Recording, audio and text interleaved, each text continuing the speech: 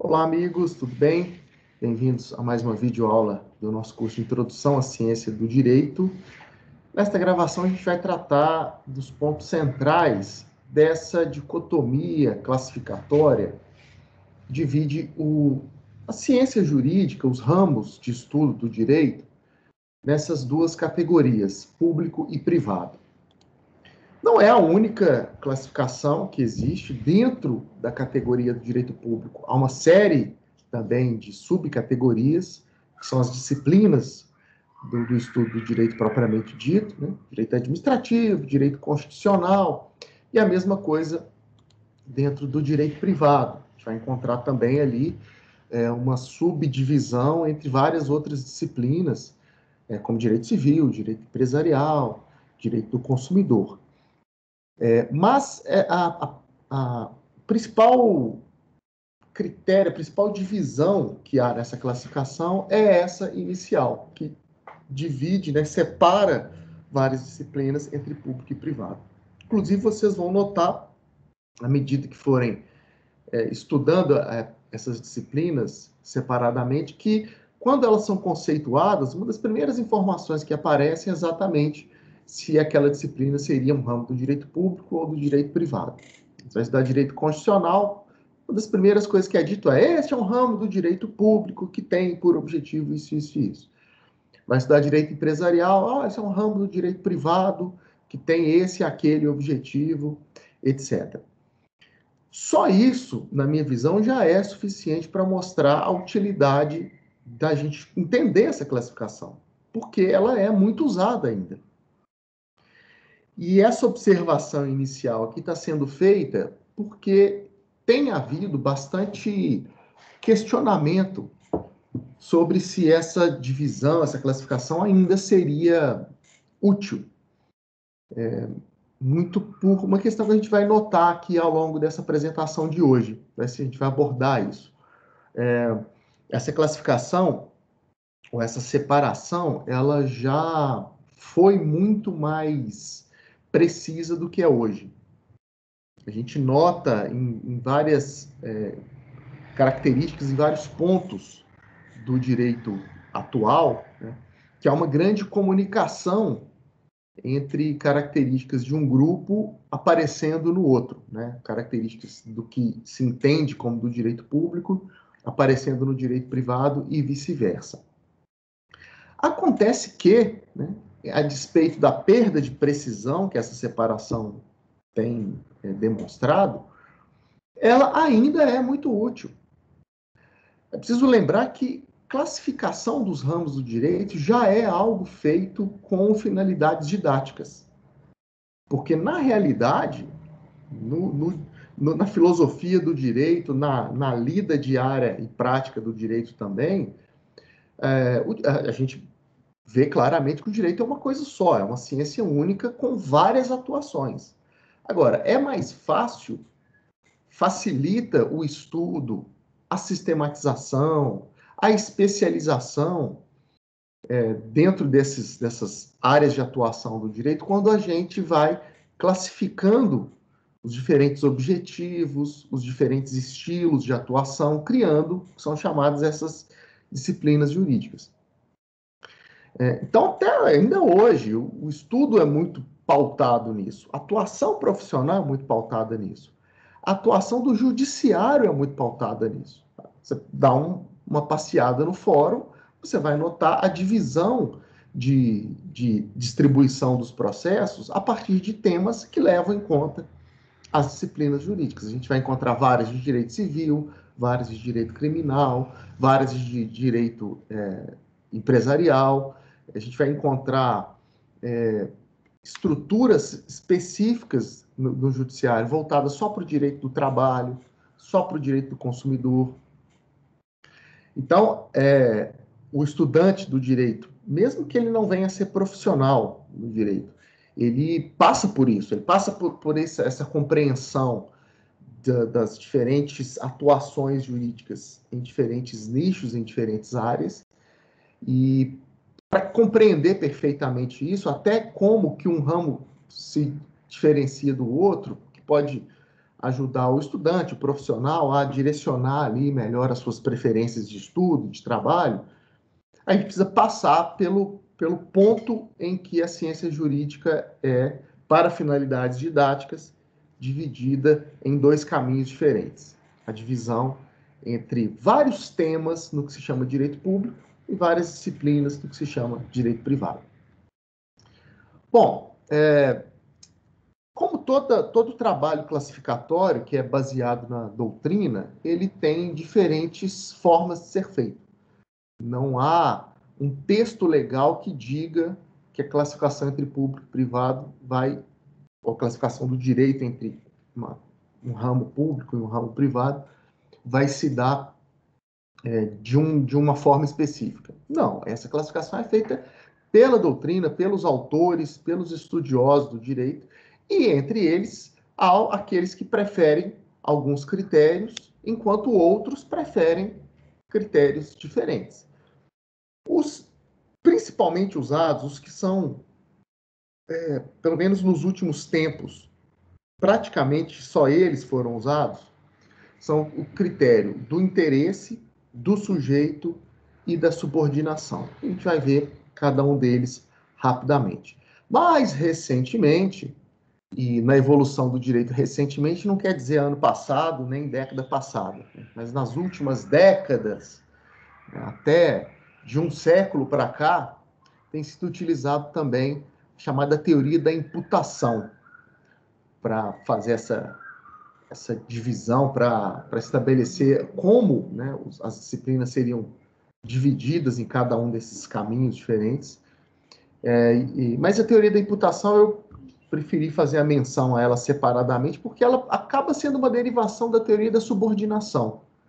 Então, é como se não desse para a gente falar em 4 critérios, em 3, sendo que o critério da subordinação ele ganhou um apêndice recentemente, que permite um viés diferente na sua aplicação. Muito bem, começando pelo critério do interesse. Dentro desse critério, ou os autores que são filiados a esse caminho, você pode dividir um assunto, uma forma de atuação no direito, entre público e privado, a partir do interesse que está envolvido. Essa disciplina aí que você está estudando, né? Direito administrativo, por exemplo, ele se dedica a estruturar as entidades do poder público, do governo, e regular a relação dessas entidades com a sociedade e a relação dessas entidades entre si.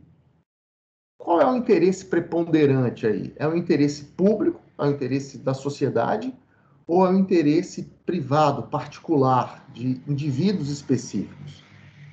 Ora, se a gente está tratando de um ramo que cuida da estrutura do governo e da relação das entidades que compõem essa estrutura com a sociedade, está bem evidente que o interesse em jogo é o interesse público. Então, o direito administrativo, por esse critério, é classificado como um ramo do direito público.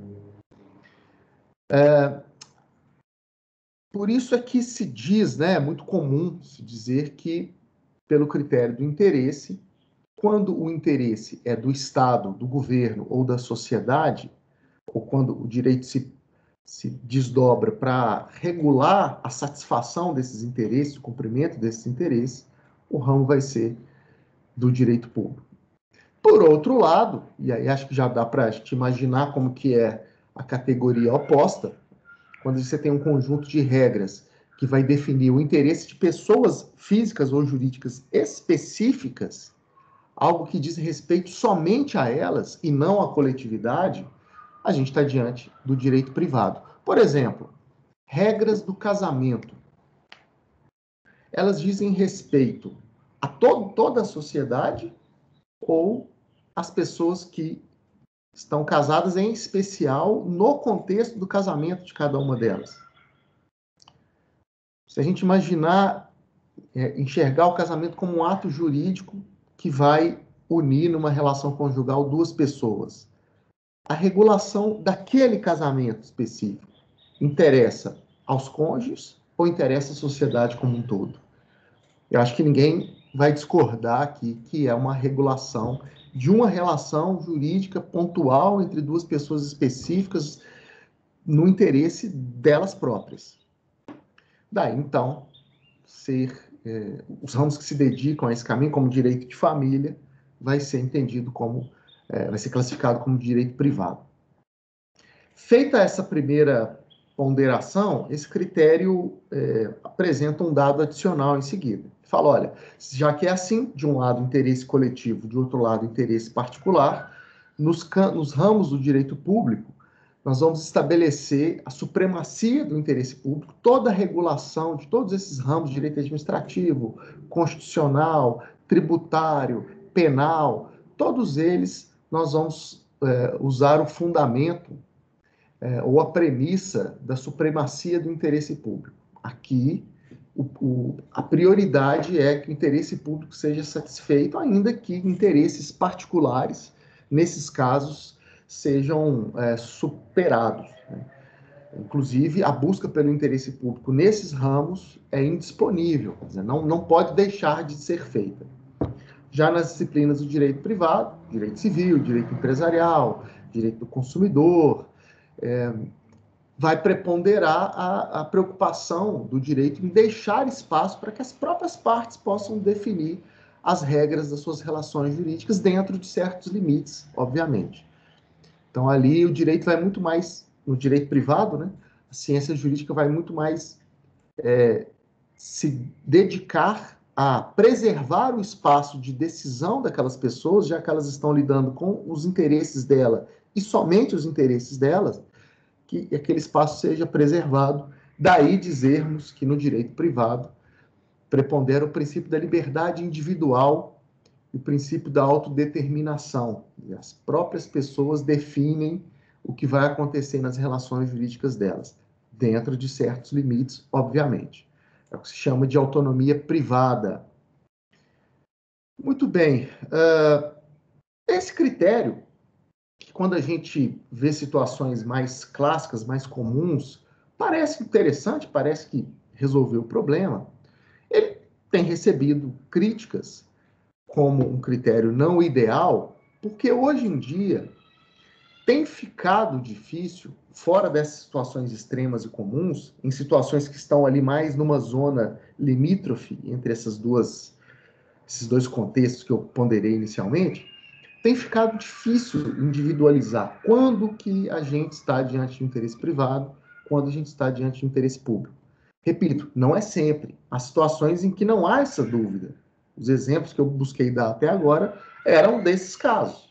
Exatamente porque eu queria reforçar essa separação, busquei exemplos onde não há nenhuma interpenetração aqui. Mas a gente tem várias outras situações, posso citar o exemplo aqui do direito do trabalho, em que não é tão claro assim até que ponto a atuação do direito se volta apenas a permitir um espaço de autodeterminação das partes e já entra numa regulação até de políticas públicas para que o interesse público seja atendido. O direito do trabalho, ele tem muito das duas coisas. O direito do trabalho, ele se baseia num contrato de trabalho, em que o direito que dedica a esse assunto vai tentar preservar, no possível, um espaço de liberdade para as pessoas definirem esse contrato como quiserem, mas há também, por parte do direito do trabalho, uma grande preocupação em estabelecer garantias sociais que são pensadas no interesse de toda a coletividade. Então, com o surgimento de ramos com esse que se estabelecem nessa fronteira, e olha que o direito do trabalho nem é tão recente assim, mas nas últimas décadas tem surgido ramos como direito do consumidor, normas como o Estatuto do Idoso, Estatuto da Criança e do Adolescente, que se colocam nessa faixa intermediária. E faixa na qual apenas usar o critério do interesse dificulta bastante a classificação. A gente acaba tendo que fazer classificação com várias ressalvas. É o que acontece, por exemplo, no direito do trabalho, que é classificado como ramo do direito privado, porque seria preponderante, naquele caso, o interesse privado, mas com a ressalva de que alguns interesses públicos também são buscados ali. Então, não é à toa que outros autores preferem usar outros critérios, e aí a gente encontra o critério do sujeito. Quem classifica o direito a partir desse ponto de vista estabelece que, se uma disciplina jurídica, constitucional, tributário, penal, se dedica a regular relações jurídicas que tem o poder público como parte, essa disciplina seria do direito público. Por outro lado, se a disciplina direito civil, empresarial, se dedica a regular relações entre sujeitos privados, pessoas físicas ou pessoas jurídicas de natureza privada, né, que são aquelas que não pertencem ao governo, essa disciplina seria do direito privado. Então, o direito penal, que é uma relação jurídica de punição, o Estado punindo o cidadão pela prática do crime, é um ramo do direito público. Direito tributário, que regula a taxação pelo Estado sobre patrimônio privado, também é do direito público. Direito do consumidor seria um ramo do direito privado, uma vez que há ali a negociação entre um fornecedor eminentemente privado e um consumidor, geralmente uma pessoa física. Esse critério é ainda mais simples, né? E nas situações clássicas dele, até relativamente fácil de identificar o que seria direito público e privado. Não foi, e aí poderia ser um critério que se consagrasse totalmente, não fosse o fato de que também há, nesse ponto, algumas disciplinas que se localizam numa zona também intermediária, onde a gente nota a presença do Estado, porém, em busca de interesses meramente privados, por mais que isso possa surpreender, né? Como assim? Existem situações em que o poder público ele inicia uma relação jurídica com interesses privados? Sim, é bem pouco, não é tão comum isso, é uma minoria das vezes, mas acontece. Cito o exemplo quando o poder público decide vender, colocar à venda um bem que não lhe serve mais. Uma entidade administrativa trocou sua frota de veículos, comprou carros novos para atender aos seus serviços e tem veículos ali antigos que então vão ser colocados à venda. Nessa relação jurídica de compra e venda, o poder público atua como um vendedor comum. É verdade que há uma certa burocracia a mais nesse tipo de venda, por serem bens que pertencem ao poder público, mas as responsabilidades do Estado, nesse caso, são as responsabilidades de um vendedor, como qualquer vendedor seria no direito civil. Então, há situações, sim, que a gente vê Estado, poder público e entes públicos atuando no mesmo patamar que os particulares, o que demonstra que esse critério não está imune a falhas. Se a gente for considerar que toda vez que o Estado faz parte de uma relação jurídica, a gente estaria no campo do direito público, né, há situações em que são reguladas pelo direito privado e que o Estado está ali presente.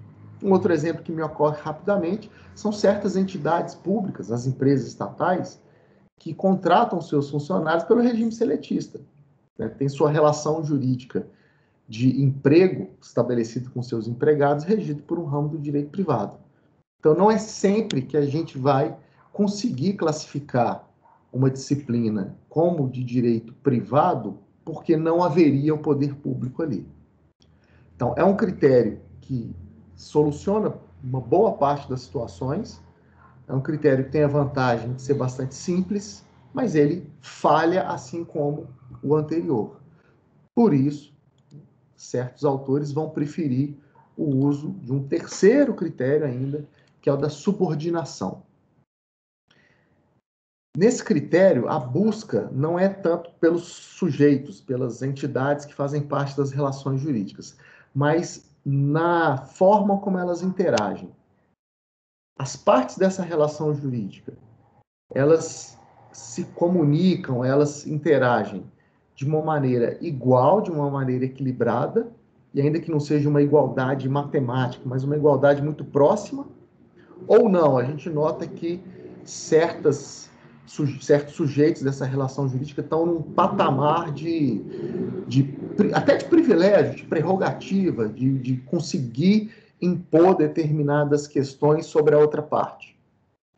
Para esse critério, toda disciplina que se dedica a relações jurídicas em que há um poder de autoridade de um sujeito sobre o outro, de uma parte dessa relação jurídica sobre a outra, a gente estaria ali no campo do direito público. Até porque no Estado democrático de direito contemporâneo, a gente só vai permitir relações jurídicas com esse nível de desigualdade, em que uma parte pode estabelecer regras unilateralmente, impondo-as sobre a outra, quando essa parte privilegiada for o poder público, exatamente porque ele atua em busca do interesse coletivo e não interesses privados, não interesses pessoais. Então, exatamente por se sustentar no interesse público, o Estado teria essa condição de impor regras a quem interage com ele, a quem estabelece relações jurídicas com ele. Fora disso, nas demais relações jurídicas em que há uma igualdade, uma paridade, como está aí no slide, seriam relações jurídicas regidas por disciplinas do direito privado. Esse critério, ele é interessante, assim, ele busca resolver o problema do critério anterior, porque, vejam, ele não está preso mais a quem faz parte da relação jurídica. Então, é possível a gente ver o Estado numa relação de direito civil, porque naquela venda dos seus veículos usados, por exemplo, ele está atuando de uma forma mais igual, né, de uma posição jurídica muito próxima da do comprador. Então, isso vai permitir, né, o critério da subordinação vai permitir classificarmos a compra e venda como uma relação de direito privado, regida por disciplinas do direito privado, que é o caso do direito civil, mesmo que o Estado faça parte dessas relações. Porque quando ele faz parte delas, ele faz parte numa posição de paridade. E que, então, a gente só vai classificar como de direito público aquelas relações jurídicas em que o poder público usa essa autoridade porque está em busca do interesse coletivo, e isso é exatamente a essência do que se espera do ramo do direito público, assegurar o interesse público, assegurar o interesse coletivo. Mas também não há imunidade a problemas aqui.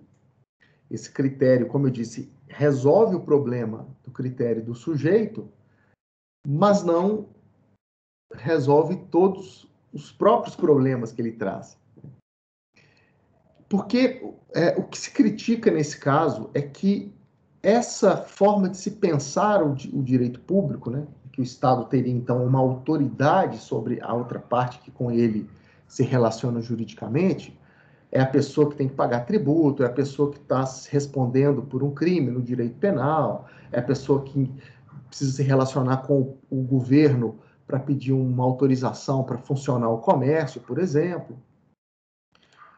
Se pontua que hoje, né, nos estados democráticos, nos estados constitucionais democráticos, não se reconhece essa autoridade usada como premissa desse critério. O Estado ele não é superior juridicamente aos seus súditos, digamos assim, aos administrados. Ele tem prerrogativas jurídicas que o permite fazer coisas que os particulares não fazem dentro do direito, mas o Estado ele estaria muito mais ao lado do cidadão e ambos submetidos à regência da lei do que estaria o Estado acima do cidadão, até como numa posição entre as pessoas, entre os cidadãos e a lei. Não, o Estado ele estaria mais do lado, né, com algumas possibilidades, com alguns poderes que só ele possui, mas ainda assim sendo obrigado a respeitar uma série de garantias que o cidadão passa a ter na Constituição e, sobretudo, as constituições democráticas.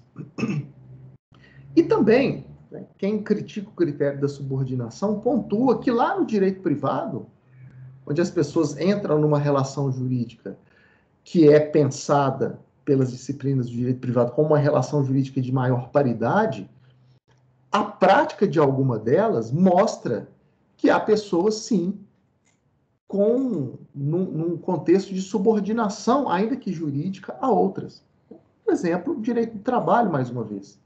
Nota que o direito do trabalho é o campeão, é o grande destruidor dos critérios de classificação entre direito público e privado. Porque, de fato, ele tem muito das características clássicas, né, de cada um desses lados. Né? Então, ele está sempre ali no meio, sendo usado, né, sendo apontado como o ponto da ressalva.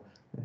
E aqui, mais uma vez, dizer, não, quer dizer que, então, numa relação contratual, as partes estão num pé mais paritário, numa relação mais paritária, não há ali, então, um grau de subordinação de um para o outro.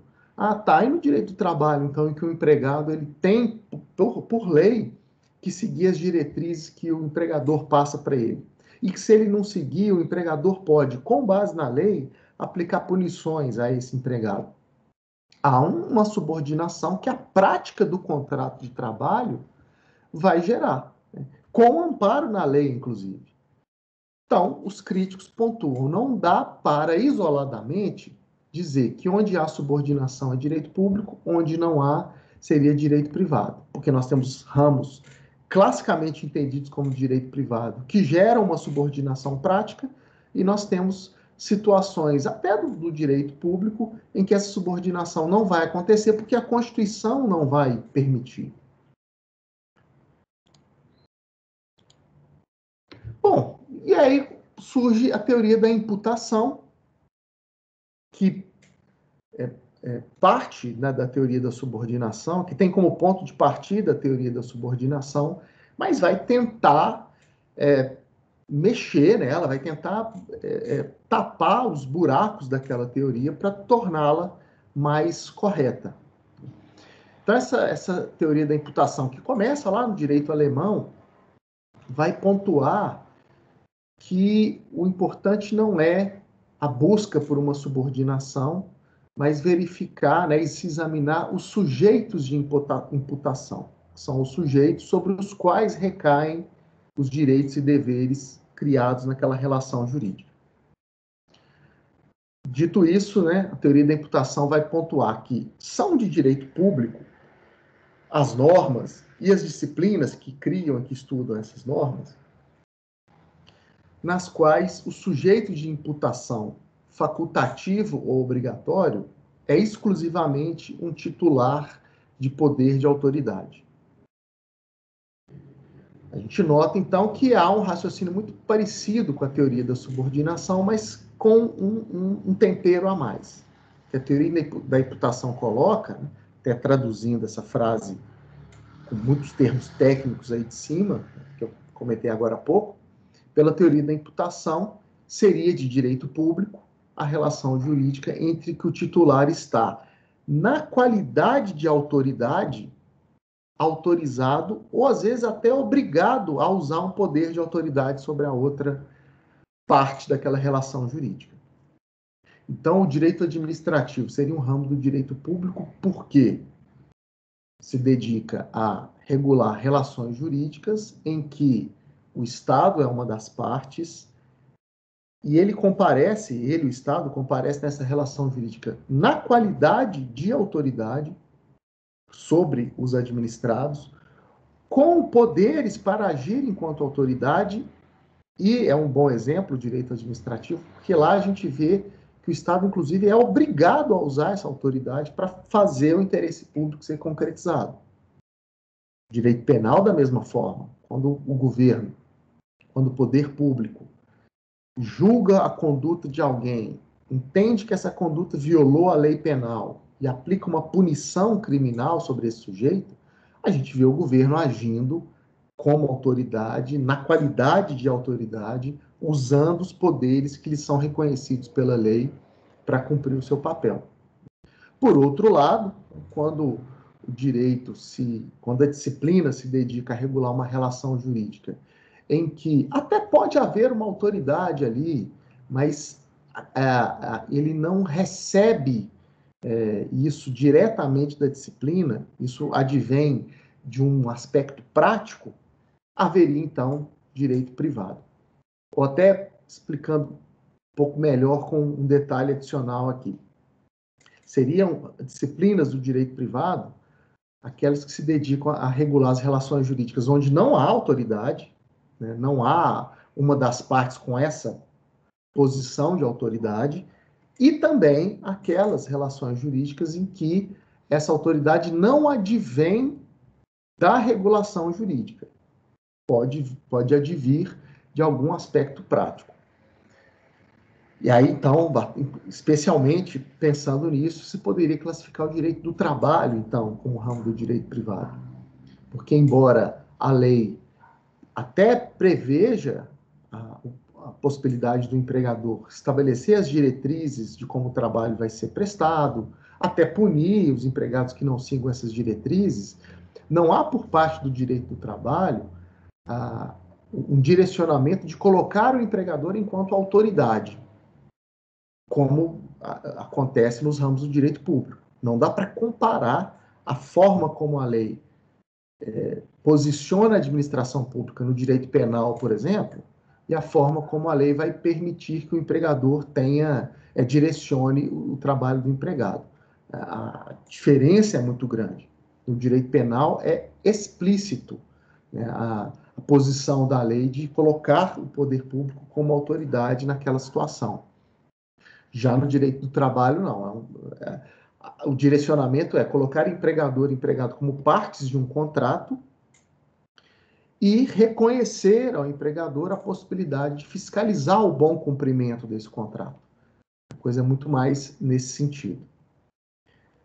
Bom, a teoria da imputação, então, ela avança nessa classificação, resolve alguns problemas dos critérios anteriores, mas também é criticada. Muito se diz que a teoria da imputação acaba associando a existência de poderes de autoridade ao direito público, mesmo quando são exercidos por sujeitos privados no exercício de função pública. Traduzindo essa frase, né, dizendo de outra maneira, a crítica à teoria da imputação é que ela coloca toda a relação jurídica em que há poderes de autoridade dentro do direito público, sendo que há situações em que nós temos sujeitos privados que não têm autoridade, mas acabam conseguindo exercê-las porque estão desempenhando uma função pública e que acabam também sendo associadas ao direito público, quando, em razão de uma série de outros aspectos que a gente pode examinar naquele caso, aquilo seria uma relação de direito privado. Vou dar um exemplo.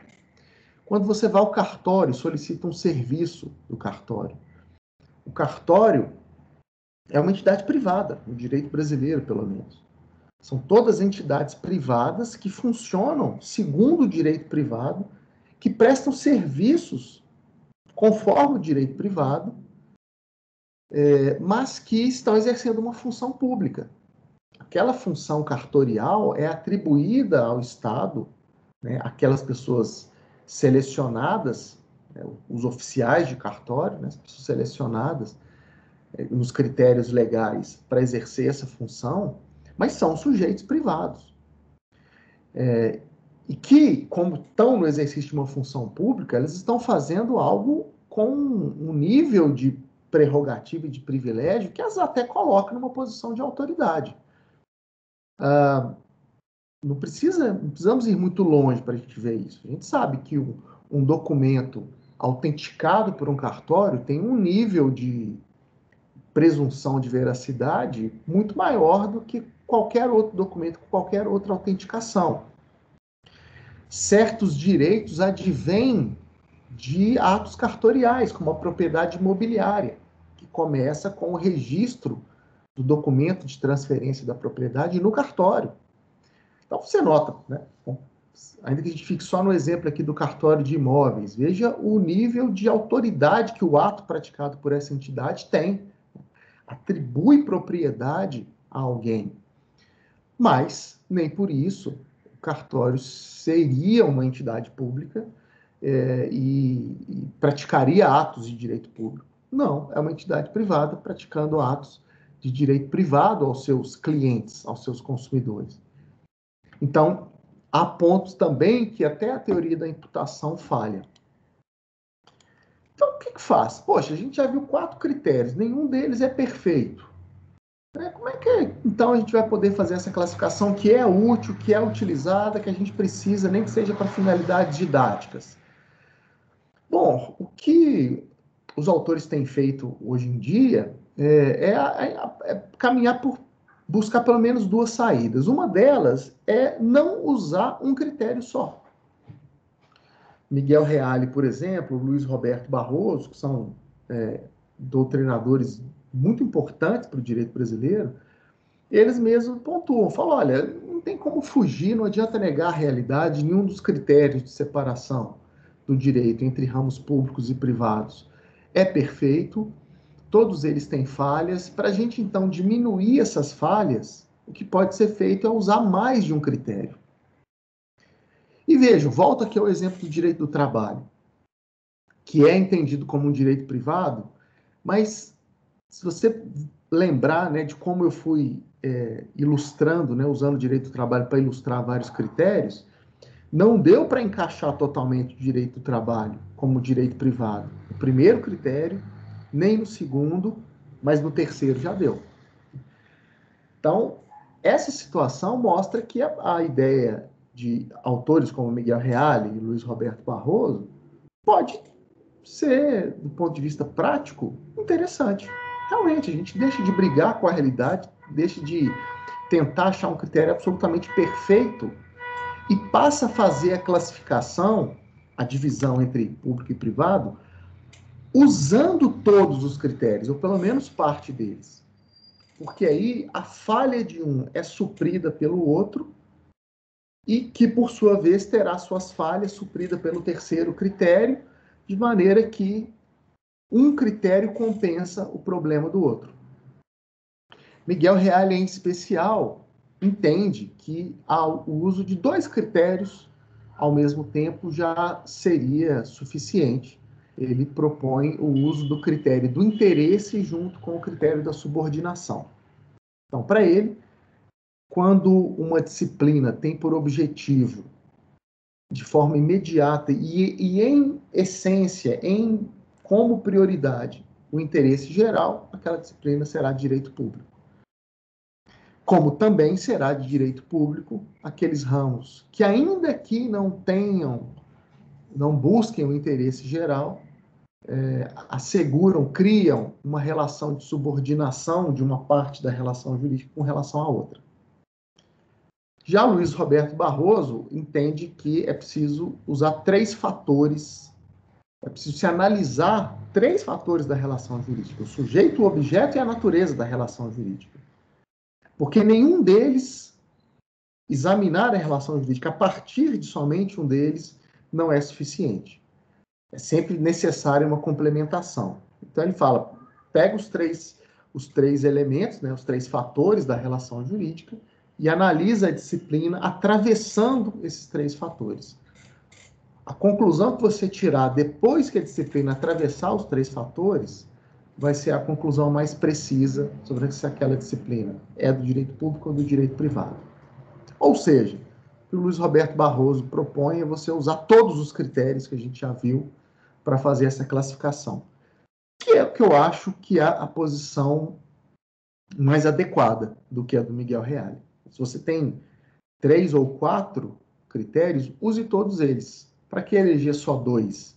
Ainda há espaço para falha. Use todos que você tem à disposição, que aí sim a chance de um suprir a falha do outro e a gente sair do outro lado, depois de usar todos os critérios na nossa análise, a gente sair do outro lado sem chance de falha ou com uma chance muito pequena, é o ideal. Mas eu disse que 2 caminhos, né, são usados pelos doutrinadores hoje em dia. Comentei só um, que é o da união dos critérios. É claro que haveria, mais cedo ou mais tarde, aqueles autores que proporiam como saída para essa imperfeição dos critérios isolados, de classificação entre direito público e privado, a criação de uma terceira categoria. Então, a gente colocaria aquilo que é classicamente de direito privado nesse campo, aquilo que é classicamente de direito público naquele outro campo, e aquelas disciplinas que ficam numa zona intermediária fariam parte de uma terceira categoria, o direito social, que é exatamente um local que se caracteriza por reunir características do direito público e do direito privado. A gente encontraria no direito social direitos subjetivos públicos e privados. Para esse caminho, é no direito social que, por exemplo, a gente encaixaria o direito do trabalho, a gente encaixaria o direito do consumidor, normas como o Estatuto do Idoso, o Estatuto da Criança e do Adolescente, que são normas e disciplinas que têm muito do direito privado, mas tem também do direito público. Então, aquilo que não pode ser com conforto abrigado no direito privado ou no direito público, a gente coloca no direito social. Quase que uma categoria por exclusão, que não se identifica com um nem com o outro, a gente coloca na terceira caixa. Luiz Fernando Coelho, também um autor recente, de muito prestígio, explica bem, né, como é que funciona essa terceira via do direito social. Luiz Fernando Coelho pontuou, olha, no direito público, ou os ramos do direito público são aqueles que envolvem o exercício da autoridade pelo Estado. Não é só o exercício da autoridade, mas o exercício da autoridade pelo Estado. Enxergou na disciplina essa principal característica, como a gente enxerga no direito administrativo, tributário, penal, aquilo então vai para o direito público. Por outro lado, examinou a disciplina, ela se dedica a regular as relações jurídicas, pensando em relações, em interesses eminentemente particulares. O objetivo da disciplina é preservar a liberdade de estabelecer e de executar interesses particulares, então esse ramo vai para o direito privado, como tranquilamente é o direito civil, é o direito empresarial. E o direito social vai abrigar relações que envolvem direitos difusos, que são aqueles direitos que você identifica o interesse individual naquilo, mas também dá para identificar que aquele assunto extrapola o mero indivíduo. Direito ambiental, para eu não repetir aqui, né, direito do trabalho, direito do consumidor como exemplo, vamos falar do direito ambiental. A gente enxerga com clareza como que cada um de nós pode se interessar pelo meio ambiente equilibrado. O meio ambiente equilibrado é vital para a vida. Todos nós queremos viver, todos nós queremos individualmente um meio ambiente equilibrado. Mas não fica só na esfera do indivíduo. O meio ambiente equilibrado não é um interesse só meu. Embora ninguém discorde, ninguém duvide do meu interesse nesse sentido, também é fácil de perceber que isso não é um interesse só meu. Ele está difuso, ele está diluído na coletividade. Ele não é propriamente um interesse público apenas, como também não é um interesse privado apenas. Ele é as duas coisas ao mesmo tempo. Ou então os interesses comunitários, né, que são interesses, se não diluídos na população, de maneira que você não consiga separar o que é cada um, o que é de cada um. Aquilo é de cada um e de todos ao mesmo tempo. Os interesses comunitários são aqueles que pertencem a certas categorias. Então, são, por exemplo, interesses de certas profissões, a regulação da profissão de advogado, por exemplo, é um interesse comunitário. Não é de todo mundo, não está difuso, não está diluído, mas a todos que estão naquela categoria interessa. Podemos citar o exemplo do direito previdenciário, que interessa a quem frui benefícios previdenciários. O direito do consumidor, que interessa a quem está numa posição de consumidor. E o direito do trabalho, como, mais de novo, junto do ambiental, né, como um direito difuso. Então, essas disciplinas que dialogam com os dois ramos clássicos comporiam o caminho do direito social. conclusão, portanto, né? Acabou que não aparece aqui esse último slide de conclusão, é uma pena, mas não tem problema. O que eu ia chamar a atenção aqui é exatamente o fato de que hoje, contemporaneamente, né, permanece, portanto, essa divisão, essa classificação do direito, pelo menos em direito público e privado. Mais recentemente, há aqueles que colocam uma terceira categoria nessa classificação.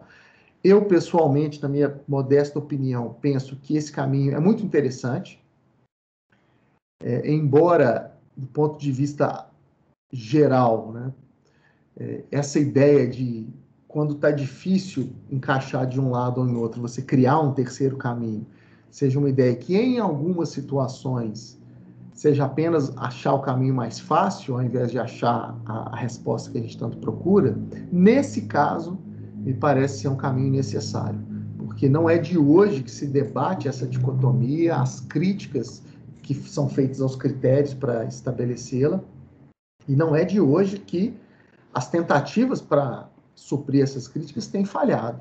Então, já passou muito tempo, muitos esforços já foram usados, na minha visão, já dá para a gente entender que é o caso, sim, de criar um terceiro caminho.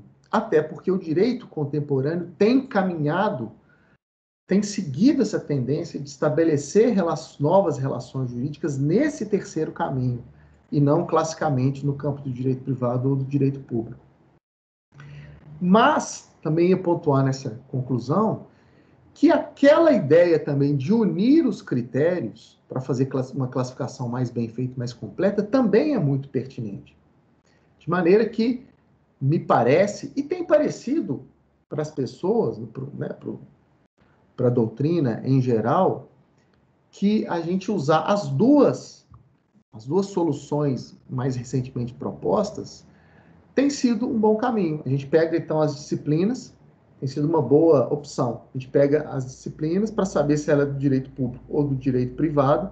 A gente atravessa a análise do sujeito, do interesse, né, aqueles critérios já consagrados, e se a gente conseguir achar uma resposta precisa entre direito público e privado, ótimo. Mas, por outro lado, a gente ainda assim não conseguir achar uma resposta precisa, aí é o caso de classificar aquele ramo como direito social. Beleza? É isso, pessoal. Sobre essa classificação, o que eu tinha para ressaltar de mais importante é isso. Espero que tenha sido útil para esclarecer algumas quaisquer dúvidas sobre esse assunto, para ajudá-los a entender melhor esse tema. Mas, ponderado tudo o que eu havia selecionado para ponderar, eu vou ficar por aqui, tá bom? Obrigado, agradeço a atenção, a gente volta em outros vídeos. Sigam estudando. Abraço.